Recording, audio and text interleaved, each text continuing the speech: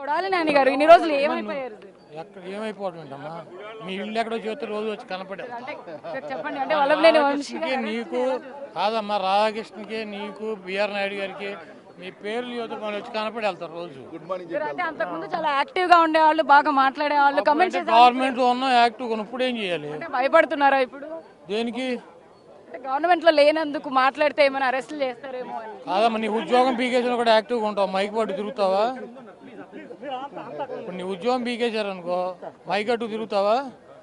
మా ఉద్యోగం పీకేశారు కదా, ఇప్పుడు ఏం చేయము యాక్టివ్గా. వల్లభనేని వంశీ అరెస్ట్ ని ఎలా చూస్తారు సార్? అరెస్ట్ లాగానే చూస్తున్నామ్మా. ఏముంది, ఇవన్నీ మామూలుగా చిన్న చిన్న విషయాలు.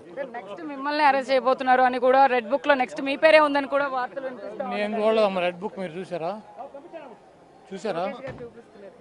నాకు చూపించలే, మీకు చూపించాడా? పార్టీలో అయితే మీరు ఉన్నారు కదా సార్, మరి ఏ పార్టీలో? వైసీపీ పార్టీలో ప్రస్తుతం మీరు యాక్టివిస్ట్ గానే ఉన్నారు కదా, ఎందుకు? ఇప్పుడు లేనని చెప్పి నువ్వే చెప్పావమ్మా.